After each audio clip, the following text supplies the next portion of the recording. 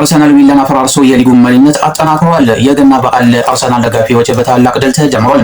መድፈኞቹ በኤምሬትስ ስቴዲየም ባደረጉት የ19ኛ ሳምንት ጨዋታ ድንቅ ጉዞ እያደረገ የነበረውን አስቶን ቪላን 4-1 በሆነ ሰፊ ውጤት በማጣት የሊጉን ግስጋሴያቸውን አሳምረዋል። ከሶስት ጨዋታ በፊት በቪላ ፓርክ ለደረሰባቸው ሽንፈት አርሰናሎች በሜዳቸው ወለድ የሌለበትን ምላሽ ሰጥተዋል። በኡናይ ኤምሪ የሚመራው አስቶን ቪላ የነበረው የ11 ተከታታይ ጨዋታዎች ያለመሸነፍ ጉዞን በሰሜን ለንደን አክትሟል።